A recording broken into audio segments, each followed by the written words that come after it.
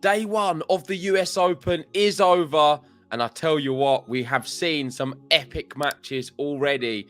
And of course, some very big upsets. Let's get straight into the upsets. And as reported by Jose Morgado, the GOAT of Twitter, he said, out in the first day of the US Open, we have the number 4 seed, Stefanos Tsitsipas, number 10, Fritz, 16, Bautista Agut, 24, Cerundolo, 30, Maxime Cressy, someone who I had going relatively far, Basilashvili, 31, not really an upset him. On the women's, we've got Simona Halep, one of the biggest ones, one of the favourites to win, Kasatkina, number 27, Trevisan, and 30, Jill Teichmann. So they are the seeds who have gone tumbling on the first day of the US Open.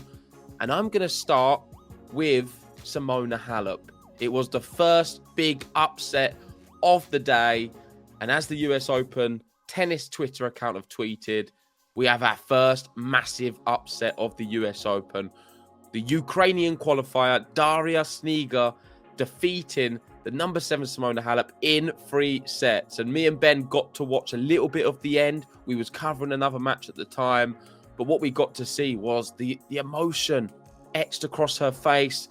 She did not expect to even be playing in the US Open this year. She's only 20 years old. And with everything that's been going on, I think it's just such an achievement for her to defeat Simona Halep in 3 sets. And there was a lot of adversity towards the end. She had to serve it out and it looked extremely tense, but she managed to do it. She sucked up the bagel in the second set and then fought back in the third and won 6-4. We've got an interesting tweet here from Bastian Facken saying, such a heartwarming interview from qualifying and taking part in the Ukrainian relief event, which happened last week. She has now gone and upset the number 7 seed Halep in her Grand Slam debut. She's never, ever going to forget this moment. You can see how much it means for her. And the best thing about it is, Simona Halep, you'd expect a lot of the crowd to have been supporting her. It wasn't really the case. Everyone was supporting Daria. They wanted to see her get the victory. And I think the crowd helped her over the line. A little bit like with what happened with Serena later on, with her winning her massive matchup. So we're going to see Serena again. No upset there. Let's move on to another player, Stefanos Tsitsipas. Shout out to Ben and John Silk for this one because they had Tsitsipas in their final. What happened to Stefanos Tsitsipas? It was a complete collapse. I've never seen something like it.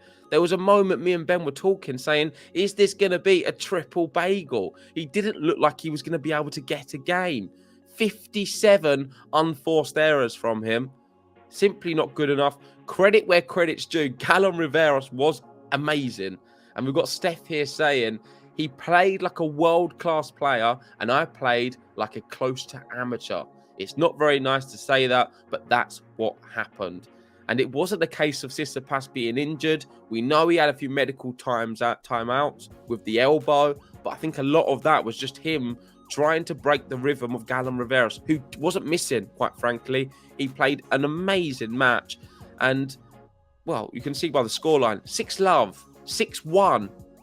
Steph turned it around in the third, won it 6-3. In the fourth, he was up a break, and Callum Riveros fought back, broke back, made it 4-all, and then went on to break him at 6-5 to take the match 7-5 and win in 4 sets. So that is a massive upset. One equally as big, and this is where I've got to put my hands up.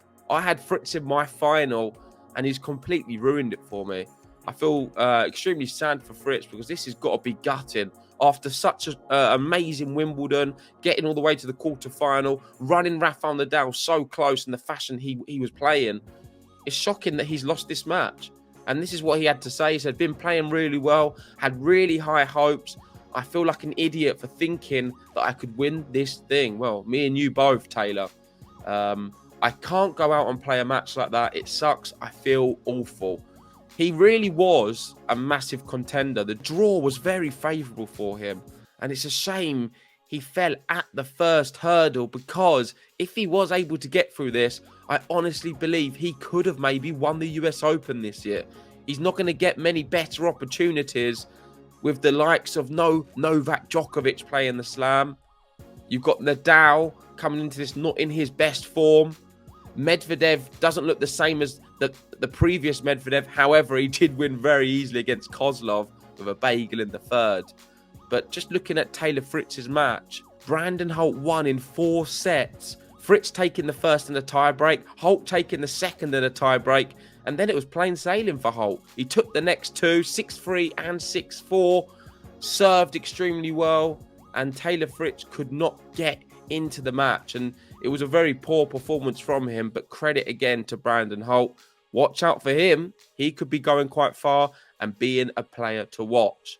The final upset I want to discuss is a great one for the BBC and the UK. We know the BBC, they love supporting the British tennis, and they've got someone really to get behind here. We had Jack Draper going through in great fashion very easily. Harriet Dart wasn't as comfortable, but still incredible performance. And this is what she had to say. She said, "I'm a little bit in shock right now. Harriet Dart sealed her first main draw win in New York and her first win against a top 10 player by beating Daria Kasatkina in 3 sets. Look at her. She's just in disbelief. And Kasatkina was a player who could have won this event as well. She was a real contender, a consistent top 10 player who, for me, would have troubled a lot. I had her, I believe, in the quarterfinals. She could have quite easily made the semis, final, or won it. And Harriet Dart has just knocked her out. So this one, out of all of the upsets, probably one of the bigger ones, definitely. I mean, the Tsitsipas and Fritz ones are huge. In terms of the odds, they are the craziest. But I just didn't anticipate Kasatkina to be going out. I really rate her. But Harriet Dart, she knows how to beat a player. I can tell you that. She really can beat some top players. I know it's her first top 10 victory, but before the US Open last year, she played Raducanu and Leylah Fernandez, the 2 finalists, and beat both of them.